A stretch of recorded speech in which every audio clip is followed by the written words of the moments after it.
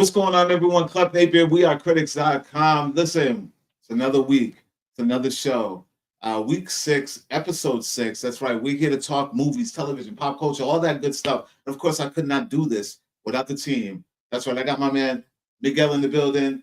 What's going on, brother? We're back. We're back. Thank you, Clep. Thank you for having me. We're here another week. We got tons to catch up on. No, so much to catch up on. But of course, we couldn't catch up without our sister, our little sis.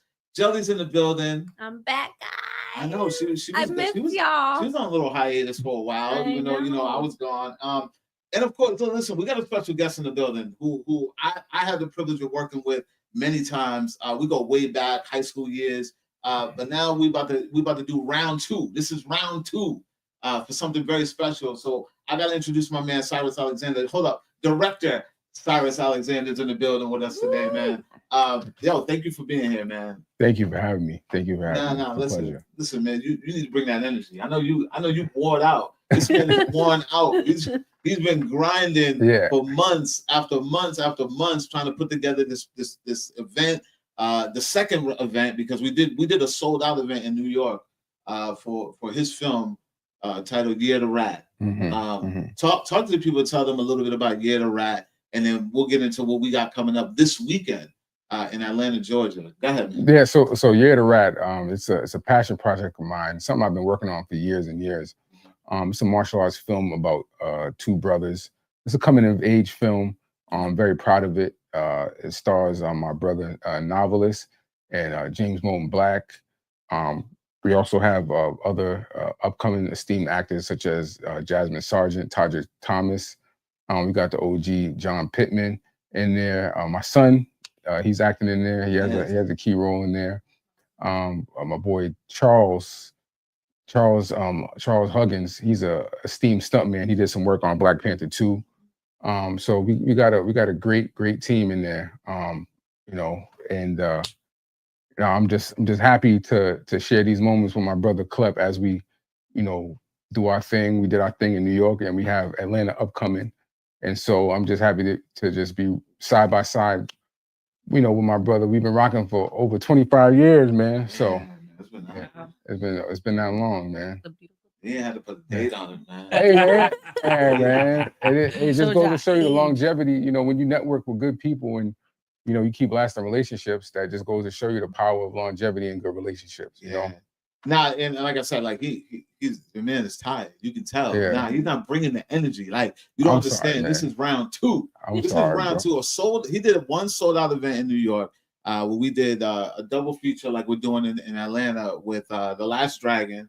He brought out Timac to start The Last Dragon. That was sold out. I was involved because he brought me in to host the thing. So I hosted the event. I did the moderation with his team, and then I did the moderation with Timac. And we're gonna redo the whole thing in Atlanta, where we're gonna talk to his team, and then I'm gonna have the privilege of talking to Michael Jai White. So I want to thank you for that, man. Oh, yes. That's legendary. We're gonna have a sit down, do a Q&A with both projects. I'm excited. I'm super excited because moderating, interviewing, and talking with guests and celebs and talking about their process is like something that I thrive for. So I can't wait. I'm super excited. And the tickets are selling, so y'all need to go. Tell them where they can get the tickets. Yeah, you can get the tickets at www.yearoftherat.com, and the link is right there. You can purchase the tickets for this Saturday. They're moving really fast, so don't wait till the last minute. Yeah, I mean, because people waited last minute last time. Yeah, and they thought they were going to wait till the last minute last time, and the tickets sold out in 11 days. Yeah. So that's good. And then people always like hitting people up, like trying to get tickets. It's like, yo, once it's sold out, sold out. So y'all gotta get with it now while you can, because that weekend I know it's gonna be bonkers, and I can't wait. So I mean, anything else like you want people to know about the film, the project, or they got to show up. You gonna make them wait? Yeah, I mean, the trailer is on YouTube. Just type in Year the Rat trailer. It's on Cy Global Media's YouTube page. It's really cool, man. I'm excited about the film. I'm very proud of it. And I'm just, I'm ecstatic that we get to share billing with something as esteemed as Michael Jai White and Black Dynamite. So where's it gonna be? It's gonna be at the Plaza Theater in Atlanta, Georgia. East Atlanta area. doors I like it. well, doors open around 5:40ish, but showtime starts promptly at 6 p.m. So if you're gonna get concessions and stuff, I would be there by 5:30. Yeah. So yeah, I love Atlanta, man. We were just out there recently, just kind of catching the sights and stuff. So I can't wait to be back in the beautiful chocolate city of Atlanta. Yeah. And congratulations. That's For a sure. beautiful thing. Thank too. you. I was in Atlanta briefly just up for a flight. Mhm. And I'm like, I need to come back. Layover? I think we were, what do you call it? We're hopping from one flight to the next. So we had to wait for like a couple hours. So Yeah, my so homegirl like- that lives, layover, we went to a bar and I was like something low key. It was Wait, not so you low actually key. Getting left? lit? Yep. I mean, you left the airport. Yep, Yeah, we went listen. to a bar to eat, and we're thinking it's low key. It was hookah. They were on the bull. I'm She like, wasn't ready. I'm She not wasn't ready. appropriate- I'm not appropriately She's dressed like, for this. I'm just passing. People through. were so nice though. They were like really sweet with us, but I need to go back. But Listen, congratulations again. I have a phobia with layovers and leaving the airport Yeah. because of this man over here. Why? What happened? Y'all missed the flight? Yo, listen. I like to party, y'all. Very first time at San Diego Comic-Con. Our very first time. Oh. And this man who's like Comic Crusaders got Crusaders all over the world. Yeah. Some he hasn't even met in person. He's just got people that work for him. So he's like, I got a Crusader I want to meet in Denver. And I'm like, I ain't never been to Denver. Let's do it. Well, how long was that layover supposed to be out? Oh man, I think about a 3-hour layover. A 3-hour layover, and we still missed the flight. Oh. We got off. We went to an A&W. That was the first time I ever went to A&W. By Me the way. too. It was slamming. Yeah, and yeah, we went and met the dude. He brought us through some like little market town and everything. And We went to Mormon country. yeah, and then we still didn't make it back in time. I don't even know how we made. I don't remember how we made it home. I just know Did you have to buy a new ticket? No, we didn't. We argued it. We didn't have to buy a new ticket. They just put us on a different flight in the morning. Nice. In a different airport though. Was it? Yeah, we landed in Canada. I said Canada. Yeah. No, Canada, California. I said, oh, Oh, damn. yeah. No, we're talking about Ontario. Yeah, Ontario. Yeah. I'm thinking Canada. What Yeah. are you talking about? Yeah. They're like, no. This is in Cali. Like, listen, our first trip was a nightmare. We hardly slept, but it was the best time of my life. Yeah. Our first year, like, First learn what San Diego the Comic-Con. fandom was, the energy. It overwhelmed us. It was fantastic. And I think we're going to talk about our recent experience. Oh yeah. We're definitely gonna recap San Diego Comic-Con, but yeah, right now it's about a year to wrap, and I want to thank my man for coming through because I know you're busy. You got moves to make.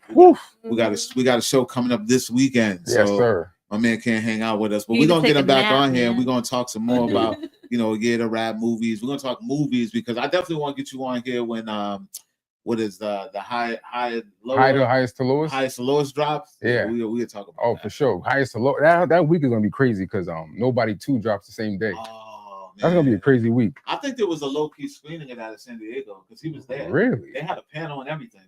Really? Yeah, they were all there. Actually got video of Odenkirk walking through. Al, you remember that? Yeah, it was the, oh man, what was that? The Hard Rock Hotel. Yeah, we were Red walking, carpet behind it, Yeah. and all the security blocked off the back entrance, so it looked like some red carpet entrance. The black cars pulled up, and we were like, "Who's getting out?" We didn't know who was getting out, and then all of a sudden, Bob Odenkirk, whatever, comes walking in. We're like, "Oh damn!" And I was recording on the Meta, so. Nice. Nice. So yeah, Nobody 2 was there. I didn't know they were having a panel, but they were there. August is gonna be crazy. A whole month is gonna be crazy. Yeah. Yo, between August into September, it's gonna be nonstop because the new Darren Aronofsky movie. Here I am talking about. See, we started seeing my boy. We start nerding out, man. But yeah, man. Yeah, August is gonna be crazy. Yeah. Nah, we're gonna be talking about a lot of those August releases. Something I've gotten to see while I was at San Diego Comic-Con. So y'all stay tuned for that. But it was good, brother. My man. Thank you all for having me. Yes, Thank you all. Thank Make you. sure Hey, nice meeting you. Make sure you take up the mic before you go to the Oh yeah. bathroom. For sure. Can't wait to check out the For sure. movie. Yes, indeed. Yes, Much indeed. success. Yes, indeed. I'm And, excited. Yeah. Here's to another sellout in Atlanta. Yes, y'all. indeed. Yeah. Yes, indeed. Yes, indeed. Yes, And I indeed. can't wait to hear, how it went down. We're next definitely year. gonna talk about it. We're gonna have For it. sure. We're gonna Yeah. talk about it. We're gonna bring the cameras out. Yep. We're gonna have it all. We're gonna have it all for y'all. So Yes, indeed. you're gonna be there even if you can't be there. Mhm. For sure. For Clip sure. will have the behind the Just you scenes go stuff. out. I go this way. Yeah. All right, my man. All right. All right. Let's try to get some rest too. Yeah, I'm gonna try. Ladies and gentlemen, that's Cyrus Alexander, director. That's right. For my Year the Rat, as a nice martial arts, black martial arts film. It's blending, that old era, man. Because that's, growing up, that was like a thing. Martial arts and black cinema was like a thing. So we good to go out and get the show rolling. Let's go. Let's get to the first topic here, ladies and gentlemen. We're gonna talk about the box office tally as always, because there's some craziness going on right now in the universe. I don't understand of Marvel. What happened? Audio. Oh, his audio is the last one. The last one that's up. No, the last one towards you. Yeah. Okay. Yeah. Yeah. Just looking for the right, guys. Little blooper going on right now. I mean, it's okay. It happens. The wireless. Did he take it off? My man ran out with the mic, bro. Okay. You try to warn him. I literally told this man, take the mic off before you. He's tired. Nah, man. Ain't no excuse. He needs to go take a nap. Naked Gun. Hey, we live, baby. We're gonna also talk about the Naked Gun. So we live. That's what we do. Man. Thank you. So yeah, let's talk about this box office tally right now. Because there's some craziness going on in the world. We had a really strong opening for Superman. Right. Really strong. So we all figured, a super opening. We thought that the superhero genre was back. You thought he was gonna have a fantastic opening? I mean, I thought we were gonna have at least a fantastic weekend, at least a fantastic night. I mean, we sort of did, bro. Like it opened up okay. I mean, my theater was jam packed. Every theater was packed. Listen, I went to go see it twice because I got the early screening, and then I was like, I'm going back to see this again. Yep. That's how I saw it, and I feel hella special. Cliff, shout out to you, thank you, brother. He's like, I'm gonna take that invitation. No, because I'm trying to remember, right? Because I had to wait. I had to wait because we were at San Diego Comic-Con, so I wasn't able to see it that weekend. So I had to wait till we came back. And when I went to see it at the theater, I went to a big IMAX, Rhode Island, shout out to Showcase. It was packed, jam-packed, and I'm pretty sure I didn't go on a weekend. Those are the diehards, Clep. I went on a Tuesday. Those are the diehards, bro. Diehards a week after? We get them, we get them the first and second week, bro. That's true. Sometimes during the week, bro. Like we try to catch it early because of the spoilers online. You know how it goes. Shelly, break down these numbers for me right now. Which one do you want me to start I want you to tell me the opening weekend for Fantastic Four. Like first weekend out, it made domestically. It was 170 million. Which is not bad. 70 or 17? 70. So 170. It's good, bro. That's not bad. We take that. That's not bad. Now, internationally, 99 mil. And then worldwide, it's 269 mil. That's not bad opening weekend. See, I don't think that's strong. That's strong. That's very strong. The thing is, these people spend way too much money on these movies, and then they want to, then the expectations are crazy high. But listen. But remember, we also been on this whole run with Marvel where the expectations were definitely high for this one just because of what we've been given previously. But when you say they spent way too much money on these movies, this movie looks beautiful. Oh, it does. Movie looks like every dollar is spent so perfectly, so well. Maybe could have spent a little less on the Reed Richards, but I mean, it's Pedro. If anything, that's the only place the money got spent well in my eyes. My man's got like 6 movies in the box office right now, like bro. Currently, right now, like 9 projects this year. I'm a little baffled. I'm really baffled. Yeah. Like I'm like confused as to like I was trying to tell you. So what we're confused about is we're in the second week and every movie drops off. Normally anywhere between 30 to 60. 30 being like the greatest thing. 50 being expected. Yeah. 60 being okay. This movie dropped 80%. Clap, I was trying to tell you, but you weren't ready to listen. Percent. Nobody's ready to listen. Brother, I told you, like, we've been getting these movies for years now, Clep. We know what we're getting, and if they don't switch things up, this will happen every time moving forward. What do you mean switch things up? I was trying to tell you, bro. Like, we are so deep into the superhero genre, right? Okay. That if you don't do anything interesting, people are not gonna show up. But what do you do? Like, what's interesting to you, man? Okay, and this was the same thing I was trying to tell you. Like, we need to go deeper into other genres. Like, yeah, it could be a superhero movie, but make it something else as well. It can't just be a straight up like, here they are in their new suits. Look, we getting another suit. And look at their cool powers. Like, nah, bro. Like, you need to go deeper into that. So, you mean we need like WandaVision on the big screen? For me, it's plot twist too. The way they did the plot twist for WandaVision, it's funny you say that because it's the same directors. I know, but I don't know how they handled Wanda. They did that very well, and I think that was my expectation moving forward with even their shows. And when I didn't really get that, I was like, all right, whatever. I'm still going to continue to watch it. But do you even think the stakes were that high when it came to the baby? Listen, I'm a comic book nerd. So for me, it was everything I needed it to be story-wise. Okay. Because I know exactly what Franklin is, what he does, where he plays a role. And it was just cool to see the Fantastic Four get introduced into the MCU for the first time. So I was on the ride. Right. I can understand where maybe the casuals don't really give a shit. They don't care. But for me, I still care. Okay. Well, you cared, but you didn't go see it opening weekend. I saw it Thursday, the day before it opened. Oh, so you? That's why I was trying to. Why you put some respect on her name, bro? I'm a Marvel fan. I still haven't even seen Superman. Did you even bring the kids? Or did you no, I dropped them off. Oh, damn. I dropped them off. I rushed to the theater. I got there 15 minutes before, okay?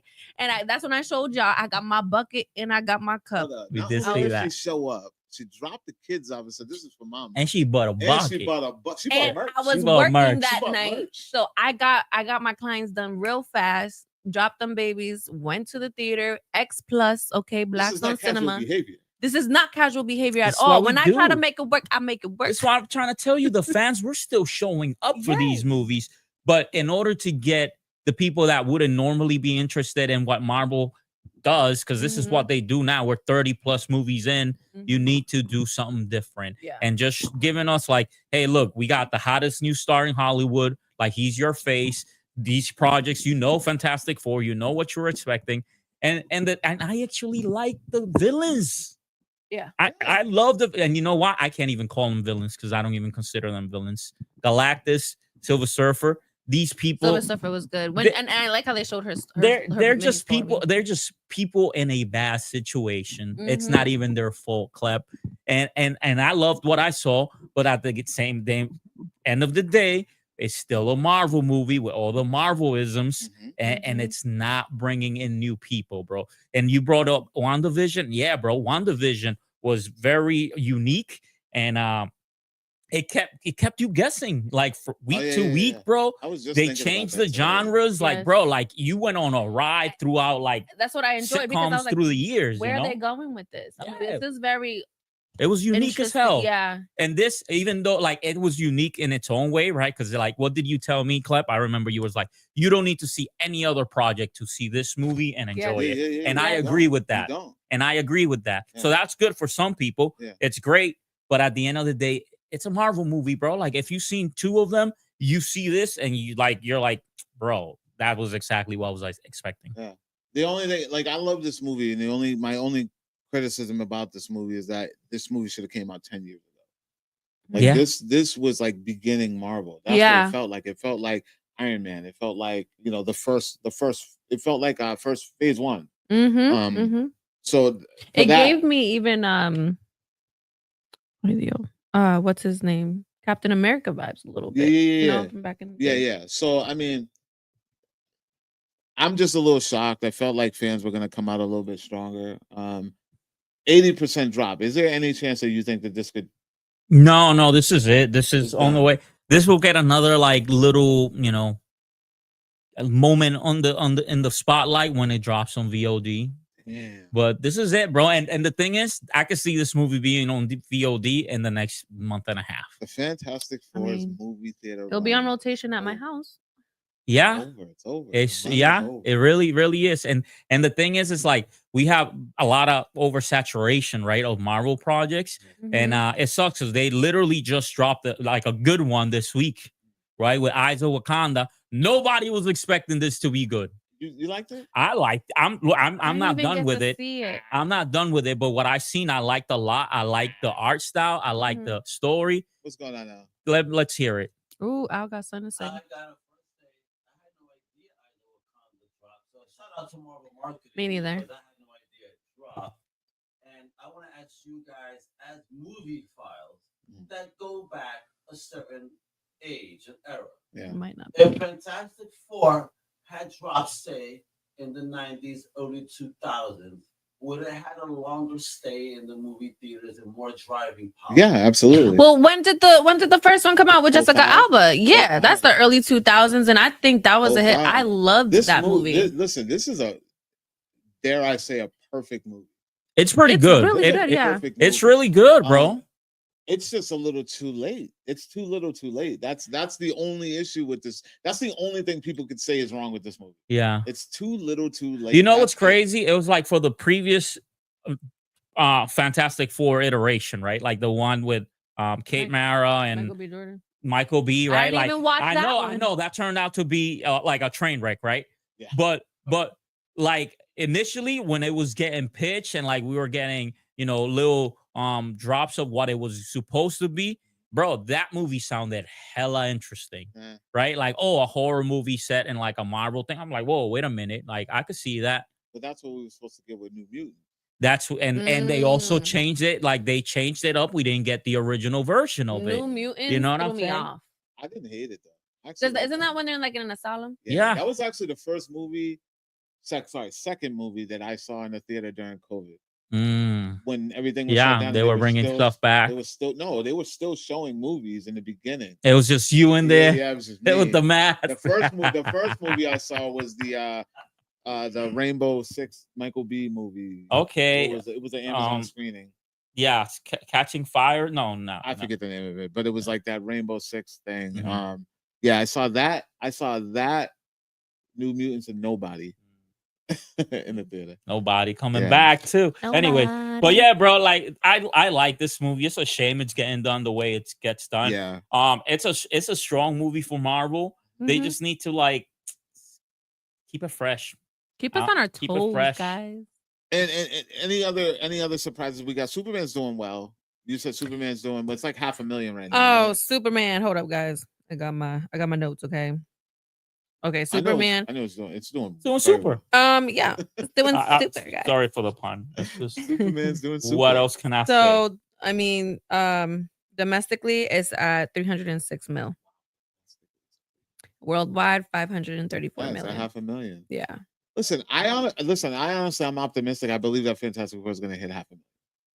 Half a bill? I think give it some time. Yeah, half a bill. Sorry. Yeah. Half a bill. I keep saying 500,000. I mean, sure, bro. If they keep it in theaters, if Marvel gets cold feet and they say, we need to pull this thing, then it's gonna feel bad.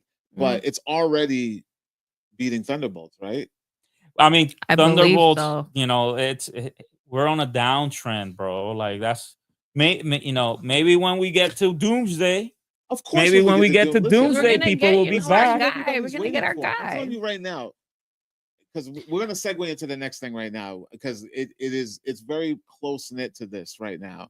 And Al said something that was very funny when he said, "Shout out to Marvel for their marketing with Eyes of Wakanda," which I'm really not digging right now. I watched the first 2 episodes and I was just like, okay, kind of dry. The first episode was okay. Yeah, I like the first episode. Yeah, the first episode was okay, but after that, I was just like kind of lost. So yeah. We can talk about it. Let's leave the box office alone for a little bit because we got to talk about this next thing. Let's get into the next topic, which will be, all right. There was a time when hold on, I want to get to this next thing right here. There was a time when you could go to the movie theater and you didn't know what was coming on, what was coming out until you went to the movie theater. Right. I know this predates a lot of you moviegoers. This is like prehistoric time. This is pretty much back in the day. But you had to actually go to the movie theater to know what movies were going to come out the next year. Yeah. Maybe 2 years, if you were that special. Oh, when I discovered Yahoo trailers, it was I was a problem, bro. So I was a problem. Now we're in an era where instant gratification. No, bro. not even instant gratification. Now we're getting the release date before we even get a production date. Oh my God. I think I know what you're talking about. Do you think that's backwards? It's extremely backwards. We'll get to that. So we're getting release dates before we even get a production date. The fact that we're even getting production dates are even weirder. Yeah. Because we never used to know when this stuff was happening. We would be surprised. I'll give you an example of how surprised I was at one point.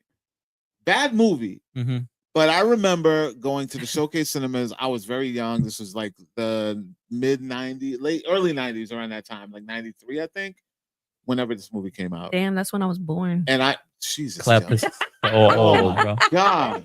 Clep is so old, you guys. God. I was wearing a well, newborn. though. Yes, and I'm walking through this cinema, and I see a standee. Yeah. And I see it's Axel Foley. Damn, Beverly Hills Cop. Hold on, holding a gun, wearing the jacket, and all it said was 3. Ooh, with that font. That's all you needed to know. That's all you need to know. Yeah. And I was like, wait, what? Wait part 3? Part 3 of my favorite movie franchise. But I was super excited, and I had to go to the theater to see that. Yeah. Now we're in a world right now where you're getting production stills, you're getting video footage. Ladies and gentlemen, we're talking about Spider-Man Brand New Day, where Marvel is doing something completely different marketing-wise. Because this stuff doesn't just leak. There's no such thing as leak. You don't just leak. Yeah. And especially the stuff that they're putting out for this. Like, we got a video from Sony. Sony doesn't play that. Sony don't care. They'll tell you the end of the movie. They don't give a shit. Yeah. they'll put it in their trailers. Yeah, they'll tell We've you seen that many exactly times. what's going to happen. They don't care. So they put out a video footage of Tom Holland walking into the studio hangar. Yeah. And we got to reveal it a new suit. We got the suit. We're going to talk about the new suit in a second, but we got to reveal it a new suit. But it didn't end there. For the last 24 hours, all I've been seeing on the internet. Cass. No. I'm seeing actual on-site filming. Oh. They're not protecting this. I'm seeing him on top of a tank. Yeah. I'm seeing him shaking hands with the fans in his suit. Hugging, taking selfies. I'm like, what is going on right now? What is this marketing strategy? Because I have never, especially a Spider-Man movie, have seen so much. So we're on production day 1. Yeah. Production day 1. And we've already seen him in his suit. We've seen the technical thing, the web shooters. We've seen the back logo. We've seen the front logo. We've seen a scene of him on top of a tank in the city. And okay, so the thing is, like, these are not stolen images, right? These are clear, and that's day. What I was gonna say. We've seen something like this before during the Deadpool 3 when it was called Deadpool 3 production. We saw a lot of stage photos. We saw the suit before they got the proper reveal. But this is official. Those images were fuzzy. Yes, they were like far away. Yes, I'm telling you right now, people, if you go on Twitter right now and you put in Spider-Man Brand New Day, you're going to see a band of folks holding their phones up, taking footage of Tom Holland filming this movie. Security. So I got a question, in the street, conversating while Tom Holland is on top. Maybe of that's tank. their way of building excitement. I have for a question. Movie. Why are you so upset over this, bro? I'm not upset. I'm just shocked. No, you're clearly upset. I'm not upset. Trust me. When I tell you, I'm not upset. I'm taking it all in. At the end of the day, I don't know what the movie's about. We don't know the plot. We don't even know who the villains really are. I mean, I've seen a lot of stuff for the villains already. So I mean, they don't know I've seen casting. And we've seen casting. But we don't know context. We don't know context. Which is cool. But what I'm saying right now is Marvel used to hold things close to the vest. That's true. We wouldn't even know what the suit looked like until it was time to know what the suit looked like. We wouldn't know that. Yeah. We wouldn't know that Tom Holland was standing on top of a tank until it was time to know that. We're on production day 1. So when I'm trying to feed us fans. Well, what I'm saying is that either there's some really cool surprises coming, and we don't know. Look at No Way Home. Yeah, we didn't even get a trailer for yeah, that we movie. didn't. Yeah. Damn, we And the did. trailer we got was like highly, like they changed a lot. We didn't get anything. It wasn't even close to what final show was. They were lying on press runs. They were just like, we're not in that movie. Like straight up just lying to us. Like just straight up lying. Tight-lipped. So to see this, I think they know also that Tom Holland can't keep a secret. So they're just like, you know what? It's not on you, Tom. It's on us. I don't know, man. I honestly, I don't blame Tom. I think this is a weird marketing strategy right now. I don't know what I think. Does it even need it? Spider-Man has never needed that push. He doesn't need He's it. not. He's like doesn't. I think everyone loves Tom Holland too as Spider-Man. Everyone You know what loves it is? Spider-Man. Even when you said with Doomsday, you think it's gonna get that attraction. Yeah. I think it's because that cast had held our heart for so long to now get them back. We're just like anything they do in regards to Marvel, we're with it. But we don't even know who we're getting back. We don't know. We just know that it's an Avengers movie, so we're gonna get somebody back. Yes, yeah. And Spider-Man sells itself, like you said. Like it doesn't need. It doesn't need. He's one of the biggest, right? He's up there with like Spider-Man. Superman. No, well, at this point we can say Iron Man, but like that wasn't always the case. It was really Spider-Man, Superman, Batman. Yeah, I'm just really shocked. Al, do you have any insight or any idea what's going on? Like, why is Marvel showing so much? You know what? I'm not even gonna say Marvel. Why is Sony showing so much so soon? Let's pick your mind, Al. Marvel, look at what you're missing out on. Putting out some fandom. Look, we're gonna make this a hit. You know, we don't need you. Oh, you think this is a sword fight? Why not? Of course, it's two different brands. You know, Marvel wants it for 100, but Sony ain't letting it go. So Sony may be trying to show up Marvel. Like, listen, we got this. Look how the fans salivate over how we do it. I mean, look at that angle. They'll be wrong as hell. Because I was just saying, maybe it's just to also get that that excitement going, get them ready. I don't know who's in charge of the market. I know Sony's paying. Yeah. And Marvel's in charge of creative. I don't know who's in charge of marketing. We gotta look into that. Yeah, never. That's all Sony, unless Marvel hires some whiz kid off of TikTok that says, "Yo, do it the TikTok way." Kind of feels like. And they might not be wrong, honestly. I'm just super shocked. Like when I'm telling y'all, like, no, it's true. They're really tight. Like, and it is like up close and personal. Like my man is. They got they got the barricades out. My man is out there high fiving in his Spider-Man suit and taking selfies. Did you feel like a certain way about like seeing him in the suit? Because like he's been doing this for 10 years, y'all. And when I saw like the comparison of like his first day on the job to this, I'm like, Tom, it might be time, bro. Either that or Tom. Tag the next guy in, bro. No. Listen, I think bro. I'm like, when they are constantly changing Spider-Man, I am over it. I need to stick to one, like, because then it's like I have to build that emotional connection again. I love Tom. Like, Tom's great. I'm just saying, it's just like I can't do it. Maybe after Secret Wars, like, but listen. The first Spider-Man, what way older than him, right? Oh yeah, no, they all been. He's still younger than like most of those guys. I think he still looks fit. When they first started, you know. I think he still looks fit. Plus, they're gonna like post production. They're gonna slim him out. They're gonna get the curl's eyes out. They're gonna do what they do. You know? I think he looks fine. I have concerns about the suit though. Wow, this suit looks great. I don't know how I feel about that emblem. So I saw a lot of people saying how like this suit is inspired by the other Spider-Man. That's what it looks like. It's got Toby's and Bo's web, and it has Toby's. It's got the look of that Andrew suit. I like it. Got Andrew. I'm sorry, Andrew has Andrew's sleekness and color, but and emblem. Yeah. But it has Toby's and Bo's webbing on it, which I think was cool. I do think it's. I just don't know how. I feel like that logo is like dark. Yeah, it feels dark. I miss the piping around the suit, man. I don't know why. Like that grew on me after a while. That's not a friendly spider logo. Like that looks Oh, we Halloween. might get Okay. we might get a dark version of Like when I look at that, I think Halloween. Isn't that the conversation too? They're talking about that we might be getting a dark version of Spider-Man coming up. Might, so who we knows might what's gonna happen? No. I mean, but it looks. The suit looks great. The suit does look great. It looks great, but I don't know how I feel about that emblem yet. And then the one on the back too. It really looks like Andrew's suit. How do we feel about the other casting news? Because now it's Punisher confirmed. Yeah, Punisher is on there, but they're saying Ruffalo's confirmed. Yep. And maybe even a return of the Scorpion finally. Yeah, which would be cool because you know why I think they bring a Scorpion because of what we got.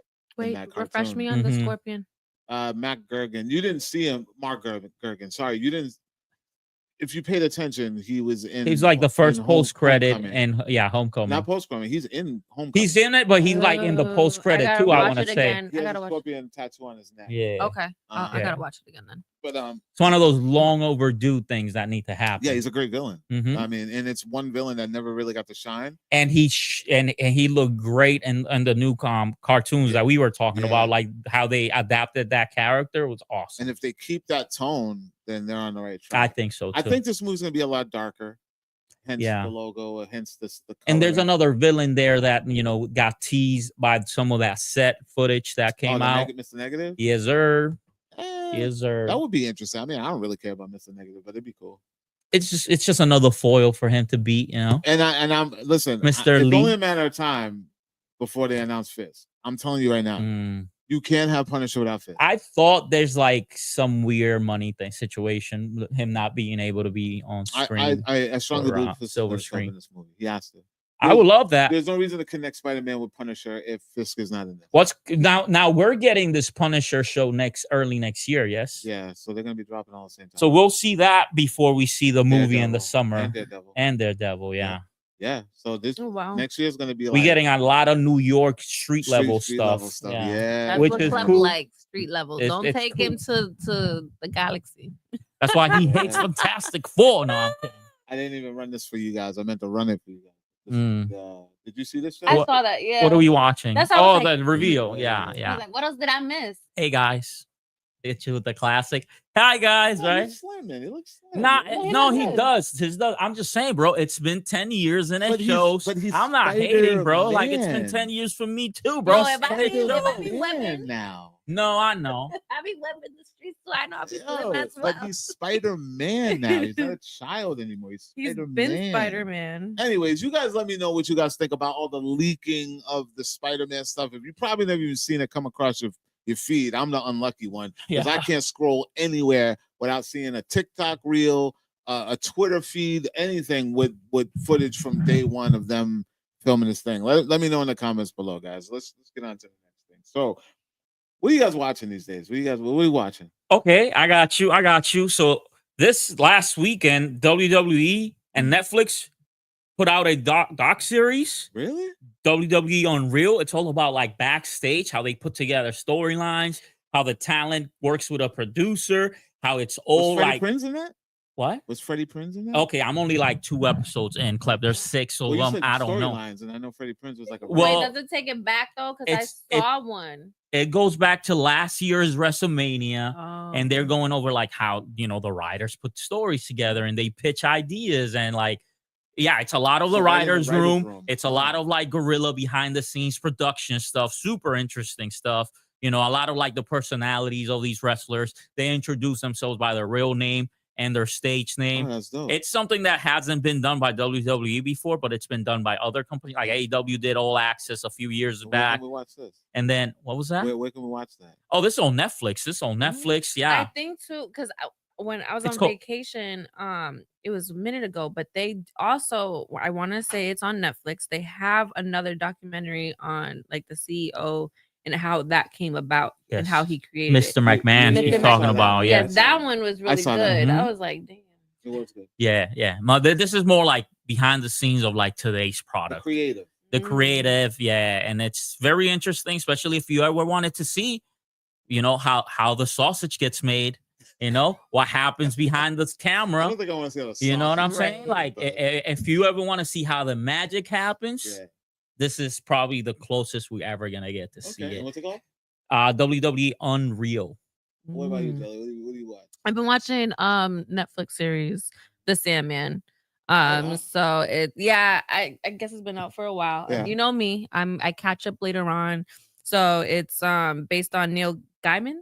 Gaiman's comic book series. That man's getting canceled these days, by the way. See, I don't know about him like that. Yeah. I don't know what's he been up to, but nothing good apparently. So I'm just kidding. Maybe that's why this show is getting cut short too. It actually is. I think that's one of the reasons. Yes. Well, it's pretty much about it follows a dreamer known as Dream of the Endless. The dream known as Morpheus. And it pretty much follows him in like different realms of fantasy, the real world. And I watched the first season. I didn't go back. It's okay. You know, it's something that like entertains me when I need to be entertained. Yeah. You know, I think it's cool. I think what caught my attention, and I'm so mad I can't remember his name, but I always reference him as Worm from Game of Thrones. He's in I think the last episode of season 2. I guess he becomes Dream, and I'm like, you just gonna spoil Damn, it, she just spoiled the whole shit, bro. It's posted and everything. I mean, I'm like, it's posted. It's already out there. I didn't see it though. I need to watch this. I need to watch that. Damn. Well, anyways, I don't know what happened. I mean, that's what happens, but I don't know how it happens. Anyways, if you guys want to see it, it's on Netflix. Okay. Well, the reason I ask is because I watched a couple of things. What you watching, Clep? So let's see. I watched this show called Butterfly, which is based on a comic series. We're going to be talking to the cast tomorrow. Well, not live, but I'll be interviewing the cast tomorrow for that. I also watched The Pickup. Amazon Prime sent me the new Eddie Murphy, Keke Palmer, Pete Davidson. Oh, how was that? I can't say. But he watched it. Well, you don't have to go into detail. Tomorrow, I think at noon, it posts. It's either 9 or noon. I have it scheduled to post. But I watched it. I can't. Damn it. No, it's all right. It's all right. But the trailer looked good. Yeah, they're ramping like marketing on this. Awesome. The trailer looked great. I was happy when I got that. But then another Amazon. Wow, this is funny because everything that I've been watching has been Prime. And you've been putting out some good stuff, huh? They tried. So I know what you're gonna get. One of the things that I watched came out of nowhere was this thing here. Yes, titled "War of the Worlds," starring Ice Cube. Yes. Yeah. No, I saw this and like I saw this image and I saw like War of the Worlds and I'm like, when? How? Like, how come I haven't heard anything about this? Because bro, like this is one of those like seminal franchises and movies, period, bro. Listen, I wrote a whole reaction to this. Yeah, okay. Let's hear it. And I decided to. Oh, like that, huh? Yeah. Listen, that doesn't sound good. To each his own. I mean, there's some sci-fi nut out there that's probably gonna eat this up and just be like, oh, it was cool, whatever. This wasn't for me. Basically, what they did was they took the premise of War of the Worlds and blended it with like modern. I call them instant message thrillers. Okay. Like searching. Yeah, I know. Missing. Yeah. What was the other one? Unfriended. Literally, the entire movie is Ice Cube up close and personal on his camera right there. Yeah. Like I looked it up to see like what is this, and it said screen life format, meaning you're just seeing things through the format is what they're calling it. Yeah, I call it instant message thriller. That's DM thriller. And I was like, what I call it. I don't know if I can get with this because it might give me a headache. Just I don't even know if I would. No, that part is okay. It's just I don't want to be this close to Ice Cube's face throughout, is this legit with his mean face? It's the whole movie. Like, and then it's like we don't see the giant tentacles. You do, but you see them through like his videos, like coverage. His YouTube clips. Yeah. Like news coverage and it's a lot of like frantic behavior and trying to produce fear through the monitor. Oh. It doesn't work. It doesn't work, it man. Translate, it doesn't work. I don't understand whose idea this was or why. And then the quality of it really plays like a YouTube film. Like it's not. Yeah, no, I mean, the trailer looked like what I was watching. That's what it looked like. Yeah. This was just not the one. I don't know where it came from. I don't know whose idea it was. I don't really care, but yeah, it didn't work for me, man. I don't know if you guys saw this out there. You didn't know anything about it? I didn't know this was a thing till like I saw this image. Like I said, I haven't watched the film. You made me not want to watch this film. I might still check it out. Even without his reaction, I'm just like, yeah, I don't know. Even without me telling you, you had no interest. Yeah, when I looked it up just to see, and it showed the trailer, I was like, the last time we saw this film was like Tom Cruise starting it, right? And that was like a big blockbuster action. Yeah, well, they kept it true to the lore. Like, you know, H.G. Wells is the original author, and they kept it true to what it is. You know, this is something. I don't know why they thought they should change this. Yeah, and I had heard too, like Keanu Reeves was like getting involved in like bringing another iteration of this, because like I said, this is one of those like franchises that go back to like the beginning of blockbusters. You know, you know, when Hollywood was starting to do like real big films, this is one of the big ones that stuck then. So you know, this should have been high hopes for this. And probably I mean, maybe they didn't. Thank God they probably didn't do more marketing, because I don't know, it does not hook me in at all. Yeah, it was like I said, it just, I'm not gonna bash it, but it just was not. I don't know. You guys let me know. Did you watch War of the Worlds? What did you think about it? Did you even know it was happening? Because a lot of people didn't even know it was happening. It kind of just plopped up out of nowhere on Prime. So I figured, you know what? I'm just gonna press play. If I didn't see the trailer and I was on Prime, I think what would have sold me was Ice Cube just to click play. Right. Yeah. Literally, you know that's what I'm all saying? it is. It's like, because it's Ice Cube, you're like, I respect it. Let me play. And it just, I love what he. It's not like he's like terrible in it. It's just doesn't. It's like, why? It's all, what was the point? Why? Why did y'all do this? Yeah, let us know, guys and girls, if you even cared about War of the Worlds. Did you even know about it or whatever? Let us know in the comments below. Let's talk about this next thing, guys and girls, because this is some cool news. Actually, half cool news. Half. Well, for me, I think it's half cool news. We'll get into it. There was an interview that went out with the great, because we talked about a little bit. I saw the pickup when we talked about Eddie Murphy. Eddie Murphy is confirming that there is a Donkey movie in the works, and also that he will be bringing back a franchise that I don't think anybody ever really cared about, the Pink Panther, and that he would be playing Inspector Clouseau. I mean, yeah, why? Sure. I really want to talk more about what we think about as moviegoers and fans of Eddie Murphy in his career today. What do y'all think about that? Donkey, I totally on board with. I understand that as a character that he created. It is him. You can't do Donkey without Eddie Murphy. It needs to happen. Same as you can't do Shrek without Donkey. So Eddie Murphy needs to be Donkey. But when you're talking about Eddie Murphy, who's been in the game for so long, is it not a step back to say, all right, I'm going to come bring back some old IP that no one ever... I don't remember the Pink Panther ever being a blockbuster hit. And well, why? Like, it feels like Daddy Daycare. It feels like Norbit. Like, it feels like why in this point in your career are you going that route? Am I wrong? Can I say? Yeah, go ahead. So when Pink Panther came out, I loved it, and I can't even tell you what age I was at. No, Steve Martin. Yes. Okay. So I really enjoyed that movie. So hearing that he's coming back as how do you say it? Clouseau. I'm excited for it because I really did enjoy the movies. Like, what year was it? I was young. It was in so 2000. No, it was before that. Like early. It was like in the 90s. We probably got a second one. The Pink Panther remake. After that. They had two. They did two. That's what I'm saying. Because the first one with Beyonce. The second one was Beyonce. Because she came out. Wait, was she? Oh boy, you know that I like see what you come on, check up on. right. Yes, she was part of Pink Panther. She did the music. Yes.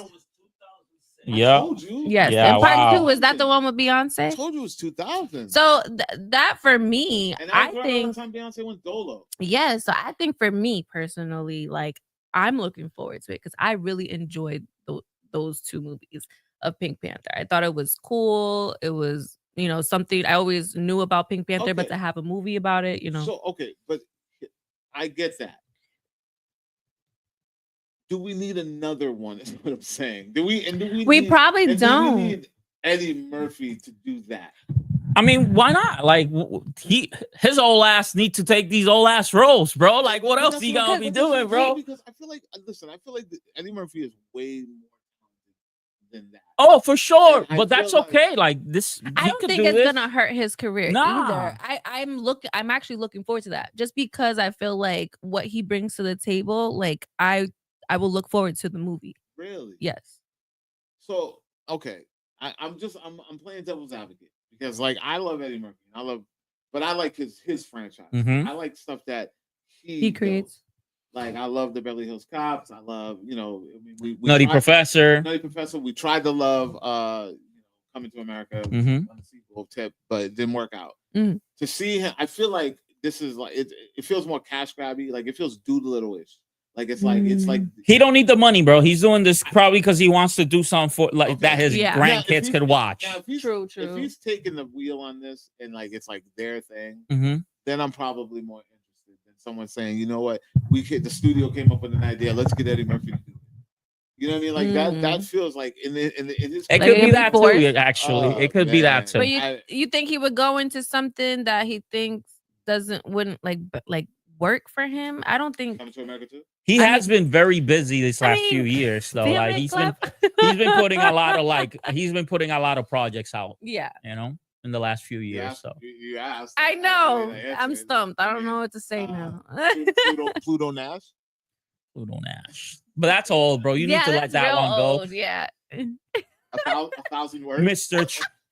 Church. 1,000 words with the tree, right? Hey. There will be no Mr. Church in here, brother. That's the kind. Listen. Wait, hold up. I thought 1,000 words was good. I need him to be in his Mr. Church. I love bringing that up whenever I can. I need Eddie to be in his Mr. Church lane. We're not gonna. Clap gave that movie 5 X's, yo. I'll never let that go, bro. I love Mr. Church.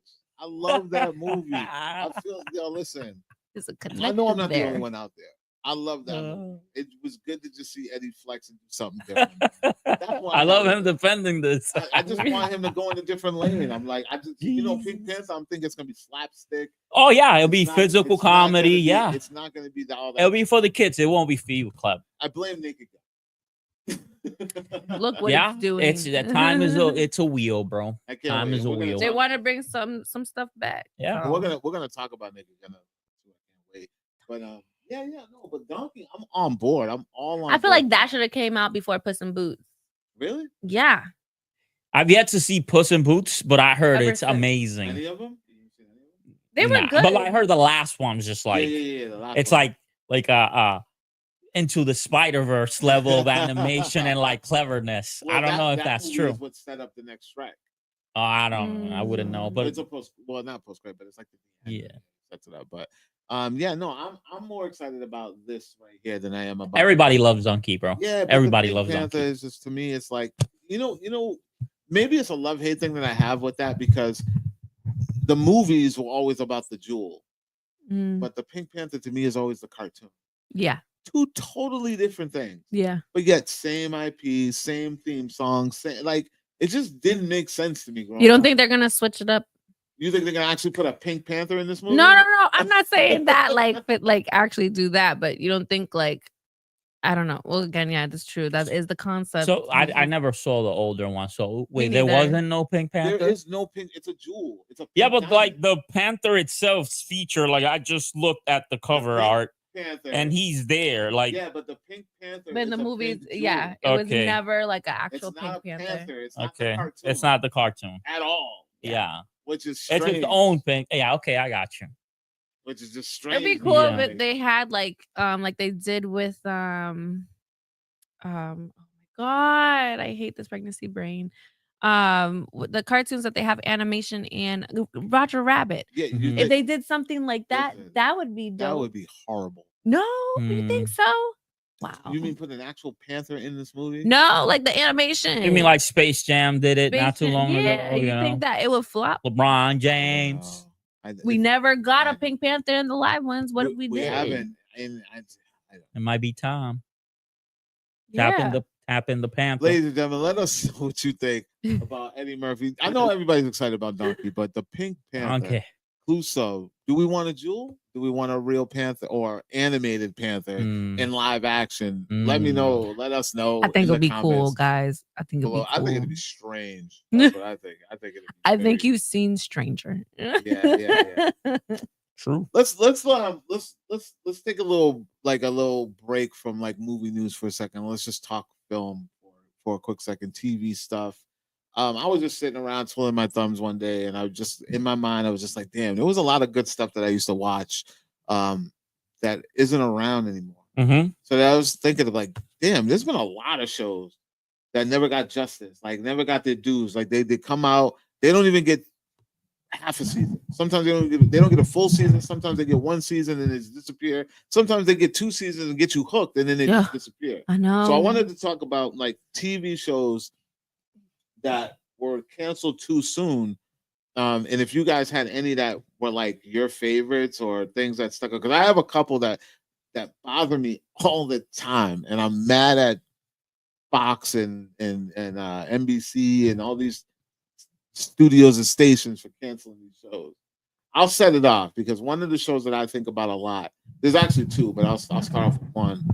Do you guys remember a show called Life? No. So there's 2. Don't get it confused, because a lot of people get this confused. They think there's a show called For Life, which was also canceled too soon, which was about the black guy who was incarcerated. And, the 50 Cent one. Yeah, that one was solid. That was good too. I was mad, based on a true story. That was one. That's not the one I'm talking about. The one I'm talking about is called Life, and it starred. I can't remember the gentleman's name, but I remember his character's name was Charlie. Let me see if I can find it. Like Charlie. Like the cereal Life. Yeah. And Charlie, the kid that eats it. Ow, Charlie. Yeah. So Damian Lewis. You guys might know him from Homeland. Yeah. Wait. Damian Lewis, Lewis. He's in Billions. He was in Billions recently. Yeah, he was in that. So peep this premise, right? And I feel like someone else took this premise, but the premise of the show was he was wrongfully accused for killing his wife. And he's a cop. And he ended up going to jail. And then the evidence was inconclusive. They had no evidence. They had to let him go. He ended up suing the state and becoming a millionaire.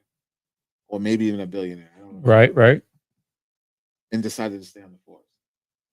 And everybody is freaked out and scared of him because they don't understand why he decided to stay on the force after becoming a billionaire. So the whole time, every episode is like a basic, whodunit cop show. But at the end of the show, he's picking up a clue to figure out who framed him. Because the murder of his wife was very close to him. Yeah, it's his wife. No. He was wrongfully. No. What I mean by it was close. Like, right, it was someone in his inner circle. Someone in his circle. The show was fire. It sounds like a great premise. It was so good, and I don't even think it got 2 seasons. I don't remember if it got 2 seasons. It was so long ago, but that was one of the shows that I was just like, what the hell, man? Yeah, like, you got me hooked on this. They robbed you. Yeah. I was definitely robbed. Was the reason due to budgeting?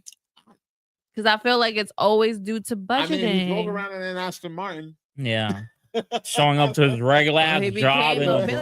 Martin.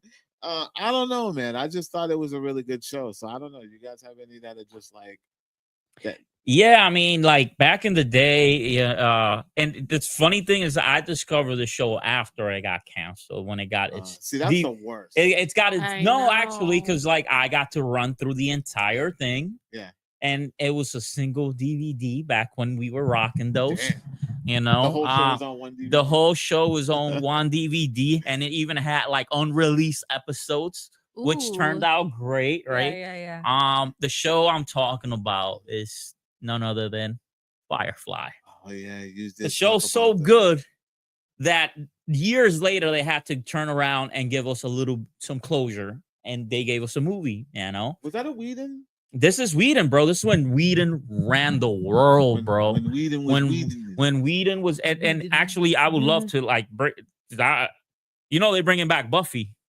Yeah, but he has nothing to do with that. He has nothing to do with that. But this is, bro, when Whedon had Buffy and he had Angel, he had Firefly, the Dollhouse, like, bro, too, right? He did that too, bro. Anyways, CW King, that's what I'm saying, bro. Like, he was on a massive run, bro, that got him all the way to Marvel and became what Marvel became now, right? Like, because it's his language that we still see in all these movies.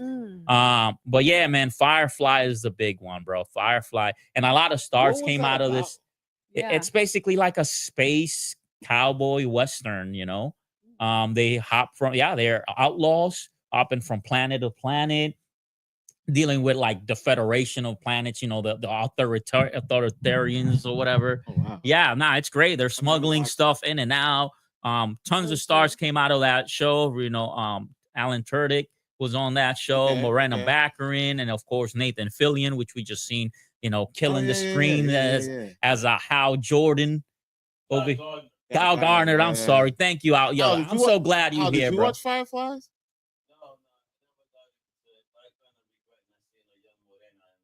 Yeah.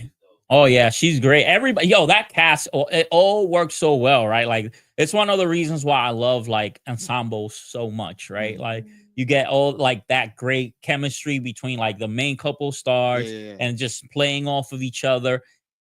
Like, the story don't even need to be all that good because you could just watch these characters interact doing like mundane things. It was great.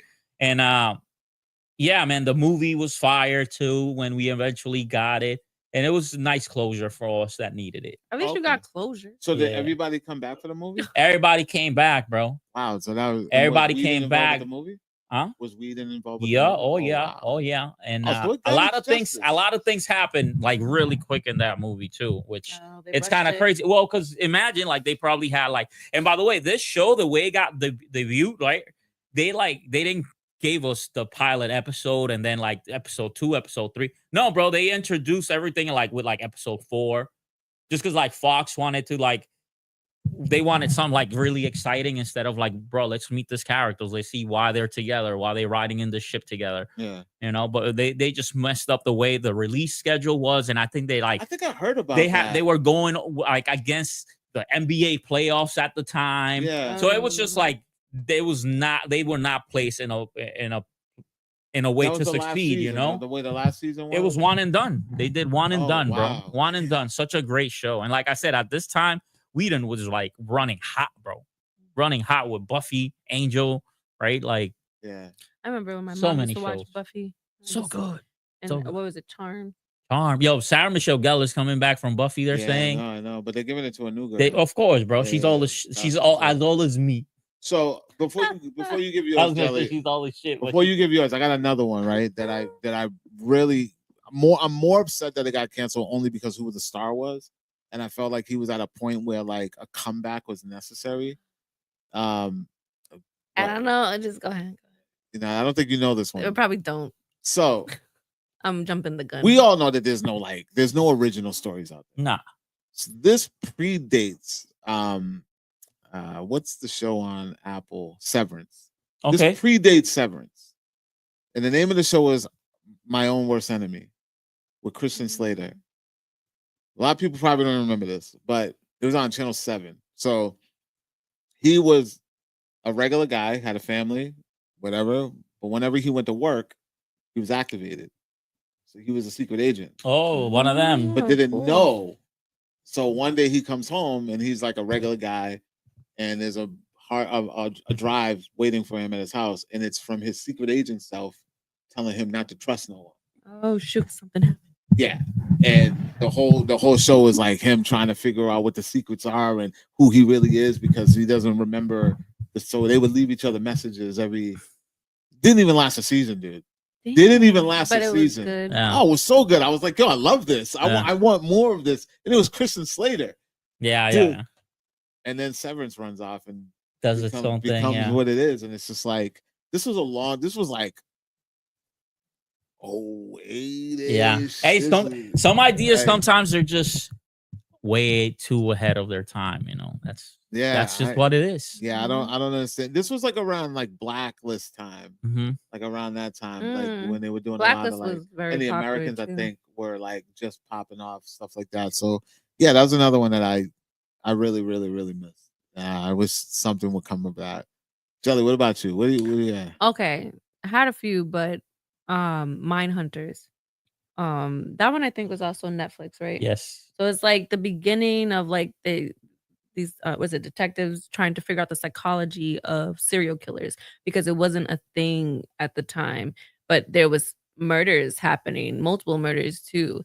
So that I thought was dope, and I loved, as creepy as it was too, I loved learning the psychology of a serial killer and how they think and why they do it and all that stuff. And after the second season, I was like, what happened? Like, what's going on?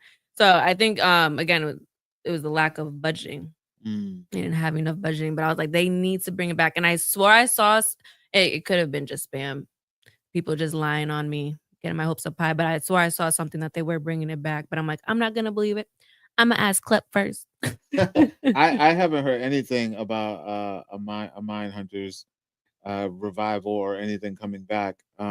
Another one that's pretty dope was Castle Rock. It was on Hulu by Stephen King. I remember that. That was cool. It was weird in a good way because every episode was different. Like it would like the episode that sticks out to me was it was this couple on a beach.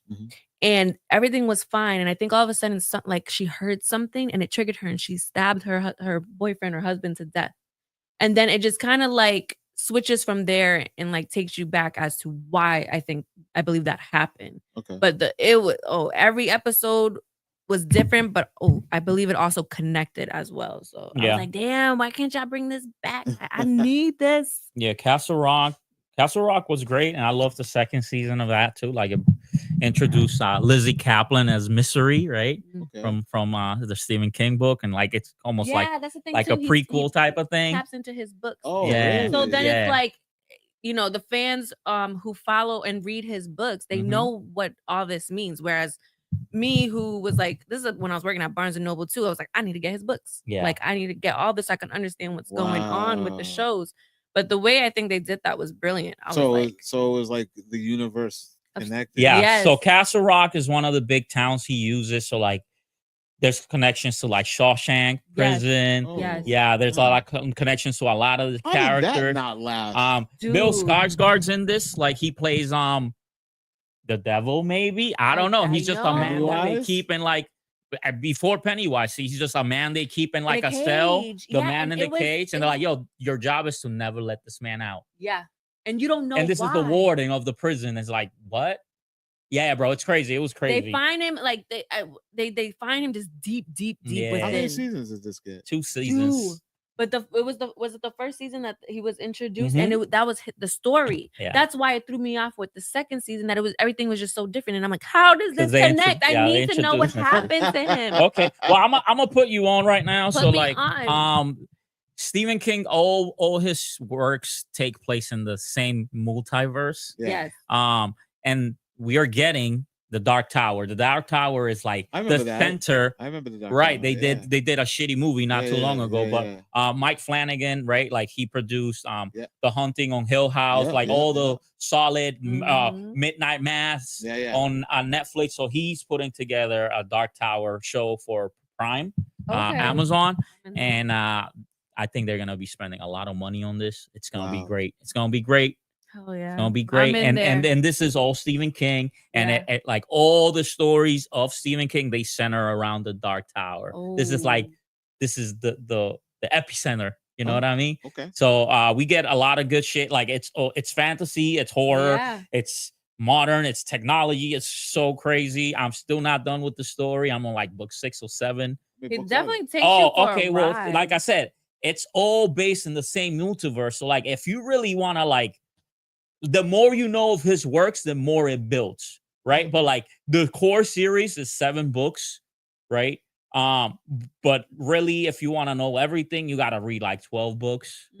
But if you really want to know everything, you got to read like 30 books. Like it's crazy, yeah. It goes great. That deep though. It That's goes what I'm saying. Deep. Like I almost was like in what do they call it? The whatever hole. I can't think today, guys. Rabbit hole. Where I was just like, what about this book? What about that one? What about this one? Like I was just grabbing them, and I was just when I was working on my breaks, I would just read a few things. But I'm like, this man's mind. It's crazy. He's a genius. Because like it gets super meta too, bro. Like the where I'm at right now, it's like they introduce Stephen King in the Stephen King story, and you're like, awesome. whoa, I love bro. that. It's so weird, bro. It's so weird. You never know where it's gonna go next. But yeah, you look out for that when it comes. I definitely am. Pulled out from under you. Oh, Constantine was good. Yeah. The Swamp Thing was good too, man. Yeah. What was that on? Yeah. I don't know what the hell happened with Constantine. Yeah. But I love the fact that through CW they brought back the character. Yeah. But it was nowhere near on the level what they were doing. Yeah, no, that show was dope. You know me, I don't really like the CW stuff. Yeah. But that show was fire, dude. Yeah. Constantine was fire. Yeah. Yeah, that's a great pickup, Al. Yeah, I really enjoy that show too, and I really enjoy how they portray that character. Even though I really like the way Keanu did him in the movie too, but it was like a little different. You know what I mean? It's very different. I'm hyped for that, bro. I'm really. Constantine. That's based off of John Wick stuff. I mean, it's Keanu. Yeah. Okay. No, it's not John. Justice League Dark. Oh. Yeah. Okay. Think of him as a Doctor Strange. Don't give a fuck. Ooh, that's scary. Yeah. Smoke Cigarettes. Yeah. cigarettes. And he hella shady. Yeah. So yeah, you guys let us know. Are there any like shows out there that you guys like loved that didn't get the justice that they deserved? They only lasted maybe even half the season, one season, maybe even sometimes some had 2 seasons. The Cape. No, I'm just kidding. The Cape. What about Mantis? Oh my God. Remember that? Let us know in the comments and plead your case, man. You know what I mean? I hate it when they do that. The studios are just crazy. So let's get on to this next thing, guys and girls. The reboots, the remakes, they're just they just keep happening. The revivals, they're happening a lot more now. We're getting more revivals than reboots, I think. Like they're bringing old cast members back to reprise their roles in movies that I don't even think people are really asking for. But this next one, it stays with a lot of people, but I don't see a lot of people talking about it. And we're gonna talk about My Best Friend's Wedding is getting a sequel. I've been waiting 30 years. Dude, I've been in line. Have you really been waiting? No. I've been waiting to talk about this because I'm just like, this is like 97. I'm gonna date myself. Just getting out of high school. I remember this movie. Yeah. I remember the premise.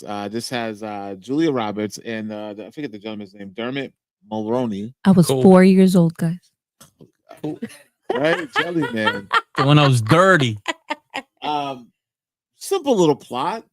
The ladies liked it. You know, rom-com. You think you're getting Julia Roberts. You think you're after the one you want. My best friend's divorce. Yeah. The one that you're supposed to be with was in your face the whole time. Kind of love that kind of thing. It's simple.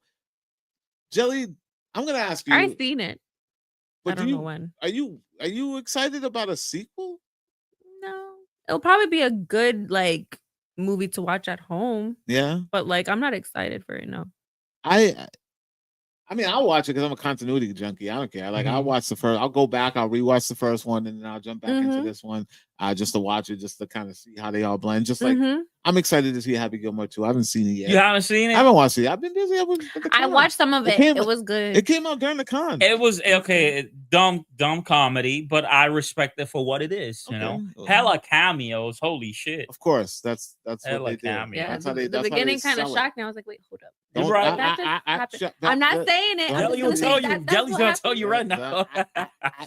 I'll get to it. I'll get to it after the work is done. But yeah, no, I don't know. I gotta. My problem with this thing is this: like Hollywood, like thank God they've gotten out of their reboot phase or their remake phase.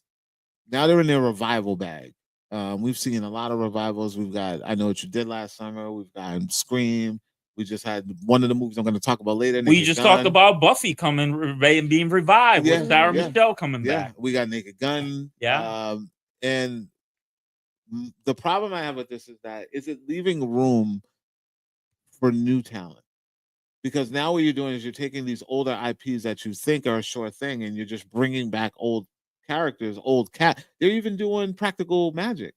Practical Magic is coming back with the original cast. So it's like, where's the room for the new blood if we just keep bringing back the older cast? Not saying that the older cast shouldn't work, but like there's room for new stories with this older cast and new people.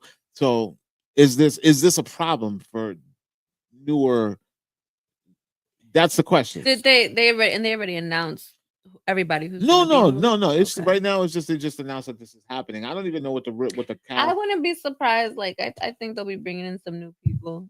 Of course they're gonna bring in new people, but we got to be real. When you say My Best Friend's Wedding, you're not looking for new people. You're looking for the original cast members. Yep. Same as Practical Magic. You're looking for Nicole Kidman and Sandra Bullock. Right. Same as Naked Gun is a different experience because the lead character's gone. Right. But they got the next best thing. But then when you look at Scream, you're looking for Sidney Prescott. You're looking, you're not looking for the new cast. I Know You Did Last Summer was a gem because that new ensemble really sold the film. But you can't bank on that with everybody. Yeah. So they're gonna bring back The Devil Wears Prada. Right. Yeah, coming back. What's the old? And they've given the premise. It's gonna follow a new person. And isn't Princess Diaries coming back too? Hathaway is supposed to be the new Miranda. What's her name? The editor or whatever. Yeah.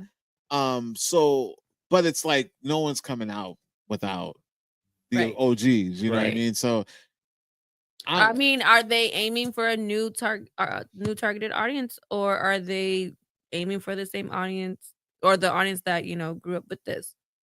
I don't know. But I just feel like this is not really an issue, just because like we're such a different place than we were back in '97.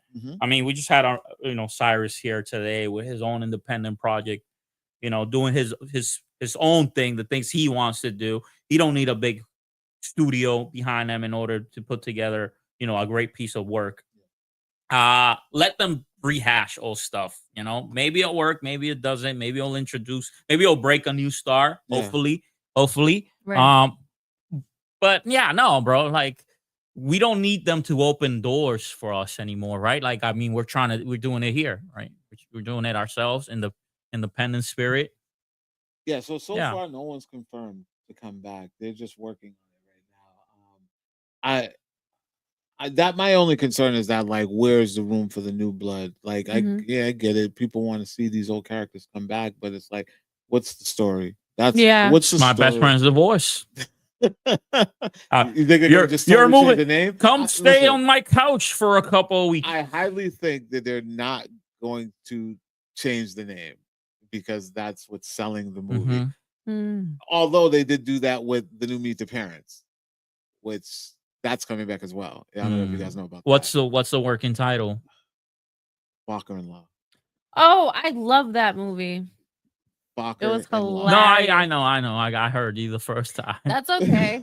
Walker-in-Law. I like it. I mean, if we get in Ben Stiller and maybe everyone's coming back. De Niro, bro. And I'm okay with that.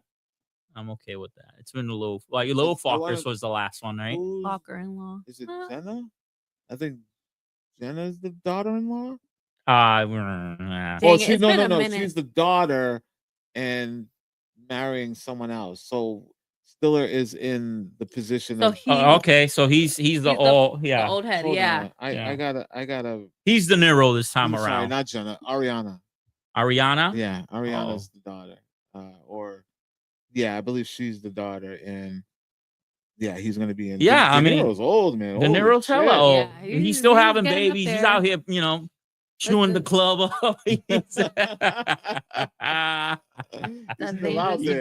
man. Like he's doing fine, bro. De Niro's active. Let him he's do outside, thing, bro. It's a hot De Niro summer. What's going on with you, Al? De Niro's active. Yeah, they out there. They outside. Yeah, no, I mean, listen, I'm curious. I just the revivals, man. It's like Do you think it's becoming too much now? No, you know what? I would much rather a revival or a sequel than a reboot. Oh, or a for remake. sure, all day, all night. I'm all for that continuity stuff. I'm cool with it as long as it blends and it matches and stuff. So I don't really have an issue with it.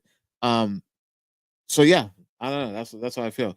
You guys let me know about My Best Friend's Wedding. If you guys care about a sequel, I honestly didn't realize that movie was that big of a deal. I know it's a popular rom-com, great premise. A lot of people stick to it. And it's Julia Roberts. It's Julia Roberts. I mean, yeah, seen her in a long time. We haven't seen her in a minute, bro. Yeah. But now let's talk about another revival. Another one. Another one. Another revival. DJ Khaled. Another one. Another revival. These things, they don't stop. This one I'm more curious about because I feel like it's a story that should have kept going, and I'm surprised that it just stopped. Like they didn't capitalize off this. Like, what are we talking about? What are we talking about? Gremlins, huh? They've announced that there's a script. Wow. There's a script done. Gremlins 3 has a script done. You know what's crazy? It might be time for Gremlins 3. It's overdue. It's overdue. And so they just said it's a script. They didn't say when it was coming out. No. There's a script done. The lead character, I forget his name, who I met too. He's a very nice gentleman. Let me see here. We're bringing Gizmo back, you think? I mean, or we doing bring its own? Gizmo back. You can't bring. I don't know why I feel like if they do it, it should come out during Halloween. I don't know why. And like, what do we want from this movie? Yeah. Are we looking for like a family horror movie again? That's what they all are, though. Yeah. I mean, they're not even really horror. No, not horror, Yeah, but you know what I mean. It's like they're definitely a little scary, bro. Come on now, those practical effects in the 80s. So there's a script. Let's get real, bro. Script done, and then Chris Columbus is supposed to be directing it, and I'm hoping it's the Chris Columbus that I love, the Chris Columbus who he did. He works with this guy. Hold on, it's the original. No. It's the original Chris Columbus, man. The real Chris Columbus, the man who's been by Spielberg's side the whole time.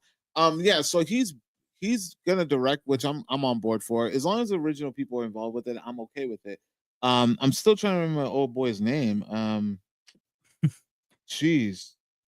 Al, what's the lead's name in Gremlins? I can't remember. I feel so bad.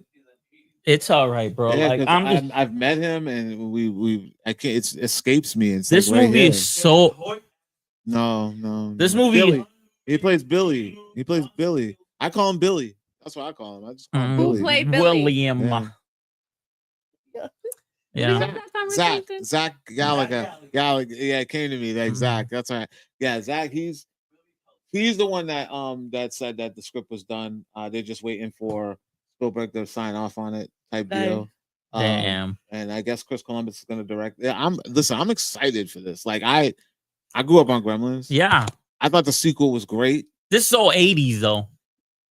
The sequel is late 80s. Yeah, it's such the franchise itself. I mean, it's so 80s. So I want to see how they can modernize it because, I mean, yeah, like I said, it's overdue. I would love to see it, but what is it really gonna be? You know, what is it really gonna be? The same old shenanigans, man. Don't feed them after midnight. Don't get them wet. Yeah, that kind of thing. I mean, and bring cell phones into it. Yeah, make it more modern. I'm just saying. Don't bring cell phones. Well, no, that's what I mean. It's like it's gotta be in like it's gotta be a modern world. Yeah. So they're gonna have Teslas and iPhones. Oh God. I'm just saying. TikTok dances. Yeah, all that, whatever. Like the new. Yeah. They're gonna switch to a scene and you see the Gremlins. TikTok. Yeah, Gizmo though, man. Gizmo, yeah. Where's he been all this Gizmo time? gonna look old. Where's he been all this time? Do they age? Do Gremlins age? We're finding out all these questions together when this movie, finally gets a release. I have so many questions, but I'm definitely like curious about it. Like I want to see, what happens with Gremlins 3. Like I think this movie should have been made 20 years ago. I think so too. I think we should be on like Gremlins 5 right now. I thought, bro, more than that. More than that, they did the cartoon. They should have like dropped the numbers and be like Gremlins back to space or whatever. You know, like that's how it's, space. Everybody goes to space. That's what I'm saying. Like that's how deep they should have been by Leprechaun now. went to space. You know, Oh my Jason went to space.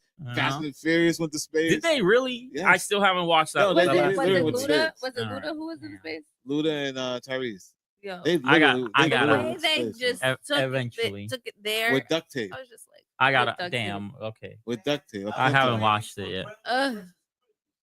Yeah. Oh, that's what I'm saying. Yes. Send the Krites. Krites. Send the Krites. Wow. Yeah, man. That would have been awesome, man. And the Ghoulies. Gremlins meet Critters meet Ghoulies versus the Munchichis. The Munchichis. What? The Munchichis. That's the epic crossover right there. Yeah. No. So yeah, y'all let us know about the Gremlins if you guys are super excited for that. If it's too little, too late. But I think. Do you even know what the Gremlins are? Yeah, it's true. That's but the question. I think the Gremlins it's overdue. I think they need to hurry up and do this before it's too late. All right, guys, it's time to get into my quick little movie reviews. I've already done some reactions for both of these movies that we're going to talk about. I don't know if you guys haven't had a chance to see these movies. Any of these movies? Naked Gun? No, sir. No, sir. This is I you. will not spoil anything. It's okay if you do. Okay. No. I won't spoil anything. Don't do that. We'll get these out of the way real quick, just so people can understand where I was coming from in my reviews. If you guys want to see my full reviews for these movies, you guys can go straight to the channel, CritiXtv. I have a review for both. Well, I didn't do a full review for Toxic Avenger yet, but I did a full review for Naked Gun. I'm gonna hold off on Toxic Avenger, but there is a reaction on my Instagram at ClepCX or We Are Critics on Instagram. You guys can see I got tagged with Toxic Avenger. They've seen it too. They've shared it. So first movie here, Naked Gun. We all know what this is, based on 1989. Well, originally based on the 1982 television series Police Squad, which spun off into a movie in 1988 or 89, titled The Naked Gun, which originally starred Liam Neeson. And then they got this weird idea. Leslie Nielsen. I'm sorry, what did I say? Liam Neeson. Oh, Leslie Nielsen. Leslie Nielsen, the new one close. starring Liam Neeson. Banned by Seth MacFarlane and Akiva Schaffer, one of the Lonely Island gentlemen. Okay. Also did Hot Rod and Pop Star, Never Stop, Ever Stop. Great movie. Those are honestly, they don't get enough credit. Yeah. Honestly, they're funny. They're funny. So this movie comes and all I wanted it to do was be exactly what it is. Right. And this movie delivers. That's great to hear. Like, but I'm stupid like that. Like, but it's getting great reviews from everyone. Yeah. I'm not the only one that loves this movie. But I'm wondering if the people that really love this movie are loving it because they've never seen anything like it, or if they are familiar with it. That's the question I can't get answered. Like, I don't know how many newbies are actually watching this movie. It has been a long time since we got in this type of parody. That's what I mean. So this is getting introduced to a whole new generation. It's probably your first take. It's just people that never seen anything like this. But it didn't do that well at the box office. Only what, 17 million? And it's probably be the diehards watching. That was domestically though, right? You right. Yeah, I could see like a lot of like us fucks. This is our humor all day throughout from beginning to end, and there are laughs. Domestically 9 million. 9 million. Oh, so total globally was 17 million. 12. There's something being accounted for. I think today's being accounted for. Okay. Yeah, so I looked at today's for domestically, internationally, worldwide, but that's what it showed. Yeah, so 12, anywhere between 12 and 17 right now. Is that bad for a comedy like this? Depends on what the budget was like. But everyone loves it. It's close to like 100% on Rotten Tomatoes. Everybody loves this movie. Everyone that's seen it is loving this movie. I just don't know if it's us, or new people that are seeing this movie. I'm so curious to know. I want to know how many people who have never watched this franchise, who have never seen this kind of humor, are watching this movie, and I want to know how they feel about this. Now, movie. like, do you think that the young kids like this man right here? Like, is he enough to bring the young crowd to the theater? Because I don't think that Liam Neeson is that popular, right? Well, I mean, he's popular, but he's popular to us. I know him through Taken.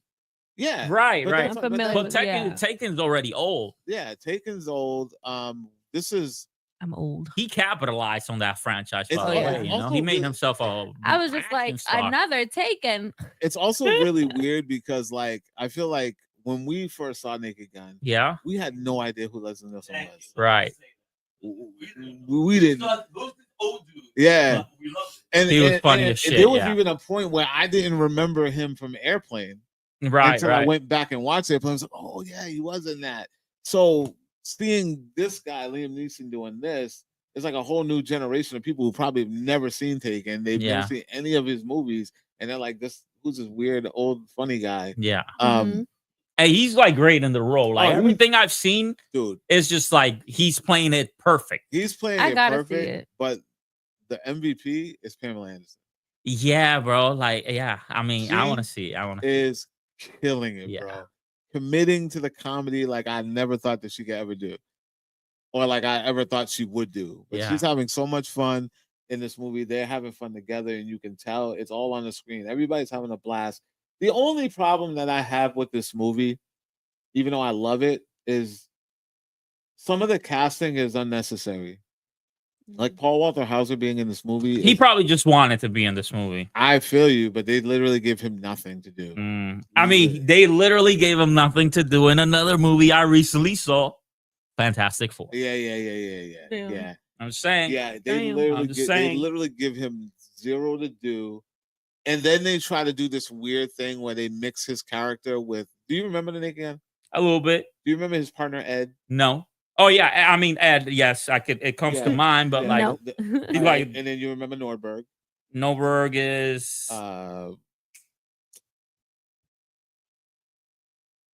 If it didn't fit, must have quit. Johnny Cochran? I don't know, bro. Like, what do you say? Why OJ? am I going blank? OJ? Okay. Oh. So they mix his character with Ed and Nordberg. Okay. In a way where it's like, remember Nordberg was always going through like the slapsticky physical comedy? I mean, if you say he was, I don't know. How do you not remember brother, this was 40 years ago and I've been watching movies nonstop. Oh, you know what I'm talking about. Okay, so they mix the character. Like Ed is a little bit of that, and there's no Nordberg per se. So it's a little weird, but and I know that's kind of spoilers, but him and Pamela carry this movie. I mean, yeah, they like you said, they look like they're having a blast on any marketing material. They're together now. Any trailer, it looks like the chemistry's there. He's with. I mean, she's pretty old now too. Yeah, they're together. Well, he's like 70 something. She's like 50 something. Was it due to the movie? I think so. I think they met on the movie. Oh, yeah. 60 something. She's like yeah. Yeah. Hey, bro. At that point, who cares? Yeah, at that point, those ages. Yeah, I don't think anybody cares. I thought they nailed this movie. The comedy is on point, dude. I even laughed at a black joke in this thing. Like I normally don't laugh at those. No, it hit. Like, bro, when you see who that joke is between, no, gonna hit the floor. It's Cody. I know, like, just because you said that. Oh man, yeah, dude. But it was so necessary. Yeah, like we know his home life. Yeah, dude. It just hit so funny. It was just, I was like, wow. Nah, this movie is solid, man. I really enjoyed this movie. I recommend this movie. You guys have not gone out to see this movie. You need to go see this movie 1.25 more times. You know, it's because like it's a comedy too, bro. Comedy normally they don't do great in the box office like that. No, they don't. And this one is just purely just shut the brain. And I hate that I say that for this movie because it's not a shut your brain off kind of comedy. Because literally it's so fast paced and everything counts. Yeah, you need to watch what they're saying or listen to what they're saying, watch what they're doing, and pay attention to the background all at the same time. Oh wow! Or you will miss that. Yeah, everything. Yeah, it's that good. That's awesome because that rewards like multiple watches. Yeah.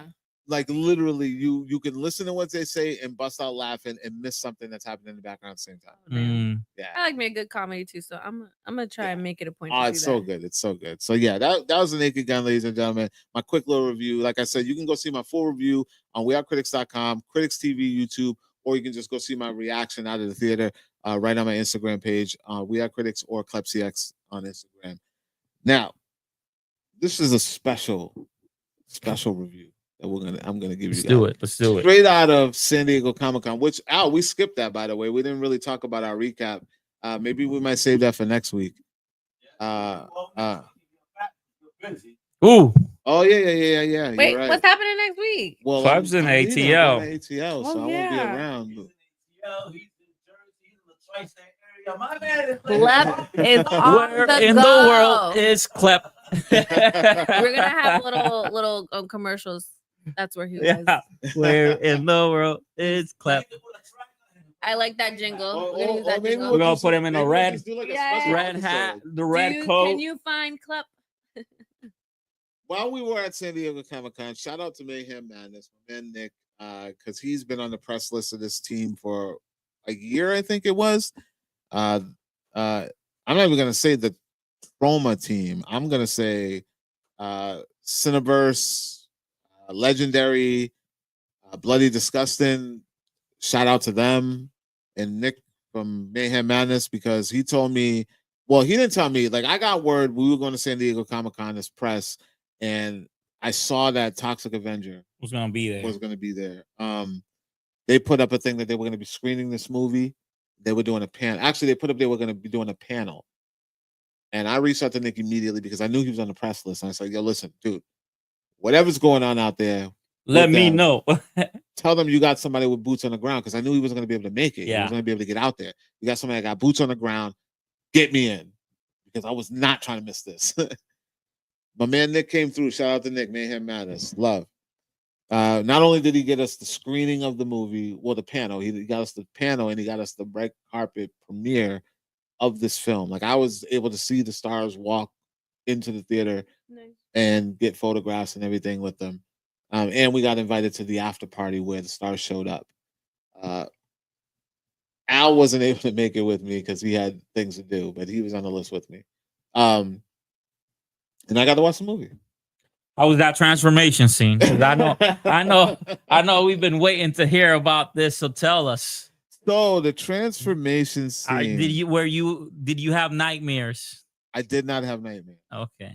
I'm gonna tell you this right now, and I don't want to spoil things, and I don't want to put business out there that doesn't need to be put out there, because I had a not long, but a brief, good conversation with the director at the after party about There's a ghost in here. Yeah, listen, there's always tech issues in this place. About that particular scene and the particular movie. Mm-hmm. So right now it's being promoted as unrated. It's being promoted as unrated. Right. They want you to show the fuck up and come see this unrated Toxic Avenger movie. I honestly think it doesn't deserve that. I think it is a hard rated R, and that's it. Yeah. Is it a marketing situation? Like, they're just trying to get people out there to go watch it. Like, hey, this is one of the few. Could be one of the few you probably see all year. Could be. I'll say could be. Yeah. So watching this movie, of course, man, I was on eggshells, man. Palms are sweaty. Knees weak, arms are heavy. I'm dead. Popcorn on his sweater already. I'm holding on to this scene, on this transformation scene. Although I did predict what really did happen, because I kept saying in the trailer that I saw that I was like, oh, he must have got something in the face. Bang. Exactly what happens. Yeah, the transformation was very lackluster, man. Yeah. Damn, does not compare to the OG. Not at all, but on purpose. Right. Because that was too much. No, not even that it was too much, but the director, Macon Blair, told me from his heart it was perfect. He didn't want to try to outdo it. He just felt like the original was perfect and there was no reason to go there. Right. Because that wasn't the type of story he was trying to tell. And I got that. I understood what he was saying, and I'm glad he didn't. Because dude, we're in a modern time. How do you up that without making it worse? Yeah. You know what I mean? You have to show too much. Yeah. And I feel like he said that he wanted it to feel more like an lucid dream or a lucid psychedelic thing. And I was like, all right, cool. But that was the only question I really had from him, because I was like, why'd you pull back on it? I was like, why'd you pull back on the transformation? And that's what he told me. So for those of you exclusive. Yeah. So I mean, for those of you who I think I kind of spoiled it, huh? No, you didn't say too much. Did I? No, you didn't say too much. You said they pulled it back. They didn't want to outdo that. That's fine. They're telling a different story. That's fine. And you should do that when you rebooting. What did you call it before? Like when they bring back the old stars, reviving. Yeah, bro. Like I'll tell you right you gotta now, do something. Someone who never saw the original and what you said right now, I still don't know. Yeah. What this is I feel like you didn't give anything away. I think you might get sick to your stomach. I honestly are you good with gore? I'm good with gore now. When I was younger, I couldn't handle it. Yeah. I'm okay with ridiculous gore, like real like when you're trying to imitate life too much. I don't want to see that shit. Yeah, I'm just not good with watching people suffer. Yeah, and that shit is borderline. Like it's supposed to be a comedy. Yeah, and at that supposed to be a comedy. Yeah, they're both a comedy. They're like dark humor, dark comedy. But Trauma has a weird sense of humor. Trauma, like the original Trauma stuff, it's like dark comedy, but like really like just very campy. The way that old slasher movies used to be. Right. So it's a superhero movie in a very, very dark, campy world. Like the villains are extreme, but they're also stupid. Yeah. You know what I mean? Like they're fucking bonkers and crazy. Yeah, Foot Clan. They'll kill your entire family, but they have no intelligence. Yeah, there's the Foot Clan, you know. Yeah. That scene, like it literally, it was a lot. And I saw it when I was 5 years old, and it stuck with me. 5. Yeah. My dad was I wouldn't even allow mine. My dad was like, "It's a superhero movie." You'll be fine, kid. That's literally what we told my mom. My mom was like, "What are we watching?" It's like a superhero movie. Oh my god! Like, oh, okay. I could hear my 4-year-old go, "Oh my god!" No, so, I now I think it's more family friendly. I think that people can watch this movie and go in and walk out and they'll be entertained. It was good. I liked it. It pays homage to the original. It is perfect in the way that it is. Changes the story a little bit, or a lot. It changes it a lot, but in a good way. Peter Dinklage is great as Toxie. All the villains the stakes are high. Like you think these, like I said, the villains are crazy as all damn, but they're just dumb. Okay. But 80s villains. You look at it and just be like, but why did you do that? No. They're 80s villains. I went in understanding the assignment, and I appreciated the artistic take on it. Like I think Macon Blair killed it. He murdered it. He put his spin on it and still made it what it's supposed to be. Okay. In the best possible way. Everybody involved, the cast is great. I could go for more. Even Kevin Bacon, because Kevin Bacon's a villain. But yeah, no, I just thought that they did it really well, and I think people, especially fans of the original, are gonna really enjoy this movie for what it is. Okay. And I'm hoping that we see a little bit more with this version. Sequel? I mean, maybe. I go for it. They poke fun at the end about a possible sequel, but it wasn't like something to take seriously. But yeah, and that's it, guys and girls. That's the return of the Traumaverse. The return of the Traumaverse. I was traumatized. Yeah, I can't believe you didn't see that with me, man. You got to see this movie when it comes out, man. Well, I was stuck in a party that we'll talk about next time, because I got words. Oh yeah, that's right. I was at the party that I usually get invited to, but didn't get invited to this year. I was very. What did you do last year, brother? That's the question. You must have done something last year that they were like, I didn't do anything. We're not getting Clep. Clep's not. Yeah, I didn't do anything. Clep got too wild last year. We can't bring him back. No, listen, but I did get invited to a party that was worth getting invited to, and we will talk about that because I want to shout them out. We're gonna talk about. I met Keith David. Keith Square. I saw that picture, bro. That was Keith Square. There's a lot of power in that picture, bro. There was a lot of power, and I'm a longtime fan of Keith David. A lot of people are. So yeah, we'll talk more about that next week, ladies and gentlemen. And that's it for this episode of the Screen Room Podcast, ladies and gentlemen. I gotta give a shout out to my man Miggs, and of course to our little sis Jelly, and of course to the man in the background, Mr. Wait by himself, Al Mega in the building. We need to wait by.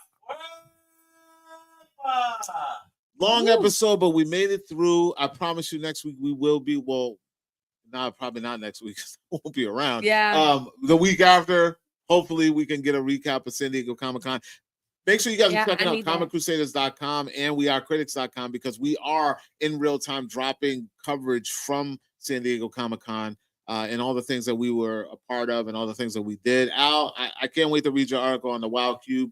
I got to put mine out too, but you guys, listen, there's so many things. And we got goodies coming.